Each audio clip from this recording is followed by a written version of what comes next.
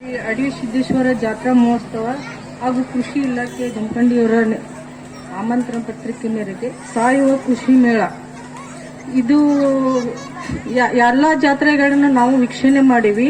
ಎಲ್ಲ ಕಡೆನೂ ನಾವು ನೋಡಿವಿ. ಇಂಥ ಕಾರ್ಯಕ್ರಮಗಳನ್ನ ಕೊಡಕ್ಕೆ ಯಾರ ಕಡೆಯಿಂದ ಸಾಧ್ಯ ಇಲ್ಲ ಅಂತ ನನ್ನ ಅನಿಸಿಕೆ. ಯಾಕಂತಂದ್ರೆ ಎಲ್ಲ ಪೂಜ್ಯರು ಎಲ್ಲ ಕಾರ್ಯಕ್ರಮಗಳಲ್ಲಿ ಎಲ್ಲ ಕಡೆ ಎಲ್ಲವನ್ನು ಬ್ಯುಸಿ ಆಗಿರ್ತಾರೆ. ಅಂತದ್ದು ಗುರುಪಾದೇಶ್ವರು ಮತ್ತು ನಿರ್ಪಾದೇಶ್ವರು ಸತತ ಸಮಾಜ ಸೇವಕ್ಕಾಗಿ ತಮ್ಮ ಎಲ್ಲಾ ಪ್ರಯತ್ನಗಳನ್ನು ಮಾಡಿ ಜನರಿಗೆ ತಮ್ಮ ಕೈಲಿ ಆದಷ್ಟು ಎಲ್ಲಾ ಪ್ರಯತ್ನಗಳಿಂದ ಒಂದು ನಿಸರ್ಗದಲ್ಲಿ ಸಿಗ್ತಕ್ಕಂತ ಗಿಡಮೂಲಿಕೆಗಳಿಂದ ಹಿಡ್ಕೊಂಡು ಮತ್ತೆ ಕೃಷಿಗಳ ಮೂಲಕ 90% ಗುರುಪಾದೇಶ್ವರು ನಿರ್ಪಾದೇಶ್ವರು ಮಾಡಿದಂತ ನನ್ನ ಅನಿಸಿಕೆ. ಅದೇ ರೀತಿ ಕೂಡ ಇಷ್ಟು ಜನ ಎಲ್ಲ ನೀವು ಕುಂತಿದ್ದೀರಿ ಅಂತಂತಂದ್ರೆ ನೀವು ಭೂಮಿ ತಾಯಿಗಿಂತ ತೂಕ ಉಳ್ಳವರು ಅಂತೇಳಿ ನಾನು ಭಾವಿಸಿದ್ದೀನಿ. ಯಾಕಂದ್ರೆ 10 ಜನ ಕುಂತು ಕೃಷಿ ಬಗ್ಗೆ ಕೇಳಿದ್ರೆ 1000 ಜನವನ್ನು ಪರಿವರ್ತನೆ ಮಾಡುವ ಶಕ್ತಿ ಒಬ್ಬ ರೈತನಿಗಿದೆ. ಅದೇ ರೀತಿ ಇವತ್ತು 100 ಮಂದಿಗಳು ನೀವು ಹೊಟ್ಟೆಗೆ ಊಟ ಇಲ್ಲ ಆದ್ರೂ ಇಂಥ ಒಂದು ವಾತಾವರಣದಲ್ಲಿ ಇಂಥ ಜಾತ್ರಾ ಒಂದು ಗದ್ದಲದಲ್ಲಿ ನೀವು ಬಂದು ನಮ್ಮ ಒಂದು ಸಾಧಕರು ಏನ್ ಮಾಡ್ಯಾರ ಏನಿಲ್ಲ ಅವ್ರು ಏನನ್ನ ಸಾಧನೆ ಮಾಡ್ಯಾರ ಅನ್ನೋ ತಿಳ್ಕೊಳ್ಳೋ ಒಂದು ಮನೋಭಾವ ನಿಮ್ಮಲ್ಲಿ ಐತಲ್ಲ, ಅದಕ್ಕೆ ನಾನು ನಿಮ್ಮ ಚಿರಋಣಿ ಆಗಿರ್ತೀನಿ ಅಂತ ಹೇಳಕ್ ಇಷ್ಟಪಡ್ತೀನಿ.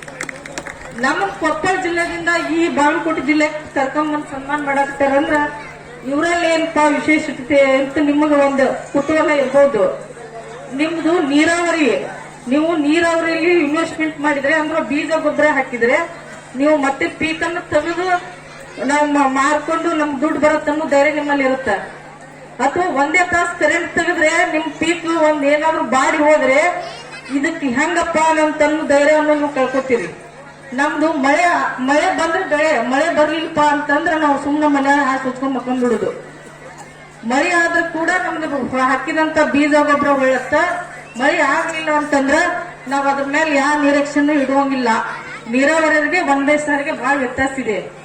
ಅಂತದ್ರಲ್ಲಿ ಹೋದ್ 2023ರಲ್ಲಿ ನಾವು 1 ಕ್ವಿಂಟಲ್ ಮೆಣಸಿನ್ಕಾಯಿಗೆ 73,000 ರೂಪಾಯಿ ರೇಟ್ ಅಂದ ಮಾರಿವಿ.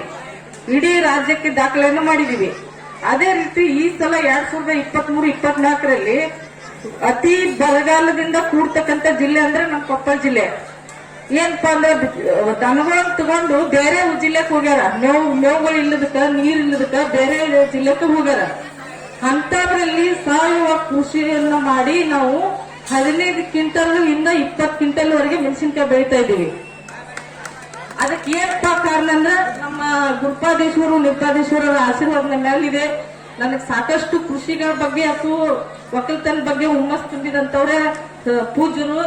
ಇವತ್ತು ನಾನು ಈ ಮೇಲ್ ಬಂದಿದ್ದೀನಿ ಅಂತಂತಂದ್ರೆ ನಮ್ಮ ಕರ್ನಾಟಕ ರಾಜ್ಯ ರೈತ ಸಂಘದ ಉಪಾಧ್ಯಕ್ಷರಾದಂತ ಅಂದಪ್ಪ ಕೋಳೂರವರು, ಗುರುಪಾದೇಶ್ವರ ಮಹಾಶ್ರೀಗಳು, ನಮ್ಮ ಪತಿಯವರು ಎಲ್ಲರಿಂದನೂ ಕೂಡ ನಾನು ಒಂದು ಮಳೆ ಆಶ್ರಿತ ಪ್ರದೇಶದಲ್ಲಿ ಉತ್ತಮವಾದಂತ ಗುಣಮಟ್ಟ ಕ್ವಾಲಿಟಿಯನ್ನು ಮೆಣಸಿನಕಾಯಿಯನ್ನು ಬೆಳೆದು ಇವಿ ಅಂತಂದ್ರೆ ನಮ್ಮ ಕರ್ನಾಟಕ ರಾಜ್ಯಕ್ಕಲ್ಲ ಮುಂದಿನ ದಿನಗಳಲ್ಲಿ ಇಡೀ ಭಾರತ ದೇಶಕ್ಕೆ ಪರಿಚಯಿಸುವಂತ ಶಕ್ತಿ ನಮ್ಮ ಕೊಪ್ಪಳ ಜಿಲ್ಲೆಗೆ ಬಂದಿದೆ ಅನ್ನುವಂತ ಮಾತನ್ನ ನಾನು ಹೇಳಕ್ ಇಷ್ಟಪಡ್ತೀನಿ. ಈ ವರ್ಷದ ಮೆಣಸಿನಕಾಯನ್ನ ಈ ಕಡೆ ಭಾಗದಲ್ಲಿ ಎಲ್ಲ ಹಾವಿನ ಮಂದಿ ನಮಗೂ ಗೊತ್ತು. 100 ಕ್ವಿಂಟಲ್ ತೆಗೆದಂತ ಕಬ್ಬು ಅಂತಂದ್ರ ನಾನು 100 ಕ್ವಿಂಟಲ್ ತೆಗಿಯೋವರೆಗೆ ನಿದ್ದೆ ಬರಂಗಿಲ್ಲ ಅನ್ನುವಂತ ಮಂದಿ. ನಮ್ಮ ಬಾಗಲಕೋಟೆ ಜಿಲ್ಲೆಯಲ್ಲಿ ಕಾಂಪಿಟೇಷನ್ ಮಾಡುವಂತ ರೈತರು ಬೇರೆ ಜಿಲ್ಲೆದಲ್ಲಿ ಯಾರು ಇಲ್ಲ ಅಂತ. ಒಟ್ಟು ಏನಪ್ಪಾ ಅಂದ್ರ ಇವತ್ತು 20 ಕ್ವಿಂಟಲ್ ಗೊಂಜಾಳ 1 ಎಕರೆಗೆ ಬೆಳೆದಂದ್ರೆ ನಾನು 20 ಕ್ವಿಂಟಲ್ ಗೊಂಜಾಳ ಬೆಳೆಯವರೆಗೆ ಮಕ್ಕಳಂಗಿಲ್ಲ ಅನ್ನೋ ಯಾವ ಮಂದಿ ನಮ್ಮ ಬಾಗಲಕೋಟೆ ಜಿಲ್ಲಾ ಮಂದಿ ಅಂತ. ಒಂದು ನಾನು ಕೂಡ ಬಾಗಲಕೋಟೆ ಜಿಲ್ಲೆದವರು, ಇಲ್ಲೇ ನಿಮ್ ಪಕ್ಕದೇ ನಮ್ಮ ಮಂಟೂರ್ ಗ್ರಾಮ. ಆದ್ರೆ ನಾನು ಆ ಗ್ರಾಮದಲ್ಲಿಂದ ನಮ್ಮ ಕೊಪ್ಪಳ ಜಿಲ್ಲೆಗೆ ಕೊಟ್ಟರು ಮದುವೆ ಮಾಡಿ ಅಲ್ಲಿ ನಾನು ಮಳೆ ಆಶ್ರಿತ ಪ್ರದೇಶದಲ್ಲಿ ನಾನು ಅಗ್ರಿಕಲ್ಚರ್ ಅನ್ನು ಮಾಡಕತ್ತೀವಿ. ನಮ್ಮ ಮನೆಯವರು ಕೂಡ ಶಿಕ್ಷಕರು, ನಾನು ಶಿಕ್ಷಕಿ. ಶಿಕ್ಷಕರ ವೃತ್ತಿಯಿಂದ ನಾವು ಬಿಟ್ಟು ಯಾಕೆ ಬಿಟ್ರು ಇವ್ರ ನೌಕರಿ? ಎಲ್ಲರೂ ನೌಕರಿ ಕೇಳ್ತಾರ. ನೌಕರಿಗಳು ಮಾಡುವಂತ ಮಂದಿಗೆ ಕನ್ಯಾ ಕೊಡ್ತೀವಿ ಅಂತಾರ, ದುರ್ದೈವ. ಮತ್ ಇವ್ರು ತಿನ್ನಕ್ ಆಗ್ಬೇಕು, ಅವ್ರು ಕೂಡ ಯಾಕೆ ಕನ್ಯಾ ಬೇಡ ಅದನ್ನ ಕೇಳಕ್ ಇಷ್ಟಪಡ್ತೀನಿ. ಆಮೇಲೆ 2ನೇದ್ದು ನೋಟನ್ನ ಪ್ರಿಂಟ್ ಮಾಡ್ತಾರ, ಅನ್ನನ ಪ್ರಿಂಟ್ ಮಾಡಕ್ ಆಗತ್ತಾ? ಅನ್ನನ ನಾವು ಭೂಮಿಯಲ್ಲಿ ಬೆವರಿನಿಂದ ದುಡಿದು ಪ್ರಿಂಟ್ ಮಾಡ್ಬೋದು. ಬರೋ ದಿನಗಳಲ್ಲಿ ಬೇಕಾದಷ್ಟು ಜನರ ಹತ್ರ ದುಡ್ಡಿರತ್ತ. ಏನಪ್ಪಾ ಪ್ಯಾನಿನಿಂದ ಬರ್ತಕ್ಕಂಥದ್ದು, ಸೋಲಾರ್ನಿಂದ ಬರ್ತಕ್ಕಂಥದ್ದು, ಲ್ಯಾಂಡ್ ಮಾರೋದ್ರಿಂದ ದುಡ್ಡು ಬೇಜಾನ್ ಮಂದಿ ಕಡೆ ದುಡ್ಡಿರತ್ತ. ತಿನ್ನಕ ಅನ್ನದ ಕೊರತೆ ಬಹಳ ಒಂದು ಉತ್ಪಾದನೆ ಕೊರತೆ ಆಗತ್ತ ಅನ್ನೋದು ನಮ್ ದೃಷ್ಟಿ ಇಟ್ಕೊಂಡೆ ನಮ್ಮ ಪತಿಯವರು ನಾವು ಕೂಡ ಒಂದು ಶಿಕ್ಷಕ ವೃತ್ತಿಗೆ ಗುಡ್ ಬೈ ಹೇಳಿ ಕೃಷಿಯತ್ತ ಮಕ್ಕ ಮಾಡಿವಿ. ನಮ್ಗೆ ಲಾಭ ಬೇಡ, ಅಟ್ಲೀಸ್ಟ್ ನಮ್ಮ ಒಂದು ಒಳ್ಳೆ ಒಂದು ಸಾಯುವ ಕೃಷಿ ಮೂಲಕ ಯಾಕೆ ಮಾಡಿದೀವಿ ಅಂತಂದ್ರ ಒಬ್ಬ ತಾಯಿ ಮಗುವಿಗೆ ಅಥವಾ ಬೇರೆ ಶ್ರೀಲಂಕಾಕ್ಕೆ ಏನ್ ಪರಿಸ್ಥಿತಿ ಬಂದೈತಿಲ್ಲ ಆ ಪರಿಸ್ಥಿತಿ ನಮಗೂ ಬರ್ಬೋದು.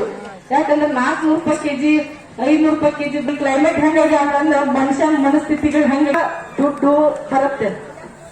ಆದ್ರೆ ಉತ್ತಮವಾದ ಆರೋಗ್ಯ ಮತ್ತು ಒಳ್ಳೆ ಗುಣಮಟ್ಟ ಆಹಾರ ಉತ್ಪಾದನೆ ನಾವು ತಯಾರು ಮಾಡ್ಬೇಕಂದ್ರೆ ಸಾಮಾನ್ಯ ಕೆಲಸ ಅಲ್ಲ.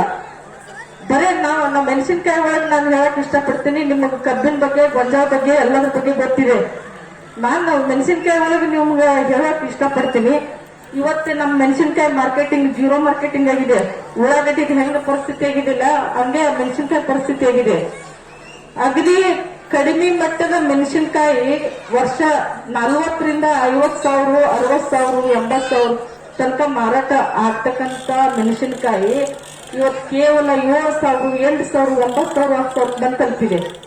ಆದ್ರಿಂದ ಕಂಗಾಲಾಗಿದ್ದಾರೆ ರೈತರು ನಮ್ಮಲ್ಲಿ. ಯಾಕೆ ಕಂಗಾಲಾದ್ರು? 4 ರಿಂದ ಅವರು ಏನ್ ಮಾಡ್ತಾ ಇದಾರ ಅದನ್ನ ನಾ ಹೇಳಿ. ನಮ್ಮ ರೈತರಿಗೂ ಕೂಡ ಒಂದಿಷ್ಟು ಮಿಸ್ಟೇಕ್ಗಳು ಇರ್ತಾವ. ಮಾರ್ಕೆಟಿಂಗ್ ಎಷ್ಟೋ ಕೂಡ ಬಿದ್ರು ಕೂಡ ನಾ ಎಷ್ಟೋ ಸರಿ ಹೇಳಿನವ್ರಿಗೆ, ನೀವು ಮಾರ್ಕೆಟ್ ಬಿದ್ದೈತೆ ಚಿಂತೆ ಮಾಡಬೇಡಿ, ಉತ್ತಮವಾದ ಗುಣಮಟ್ಟವನ್ನು ಕೈ ಕೊಡ್ತಿದ್ರು. ನಮ್ಮ ಮೆಣಸಿನ್ಕಾಯಿ ಏನು ಹುಳ ಹತ್ತಂಗಿಲ್ಲ. ನೀವು ಧೈರ್ಯ ಮಾಡ್ಕೊಂಡು ಉತ್ತಮವಾದ ಗುಣಮಟ್ಟದ ಒಂದು ಐಟಮ್ಸ್ ಒಳಗ ಮೆಣಸಿನ್ಕಾಯಿ ಇವತ್ತು ರೇಟ್ ಬೀಳಕ್ ಕಾರಣ ರೈತರು ಮಾಡ್ತಕ್ಕಂತ 100 ತಪ್ಪುಗಳು. ಒಂದೇದು ಸಾಕಷ್ಟು ನೀರಿನ ಪ್ರಮಾಣವನ್ನು ಸೇರ್ಸಾಕ್ತಾರೆ ಮೆಣಸಿನ್ಕಾಯಿ. ರಾಸಾಯನಿಕ ರಾಸಾಯನಿಕ ಮೆಡಿಸಿನ್ಗಳನ್ನು ಸಿಂಪಡಿಸಿ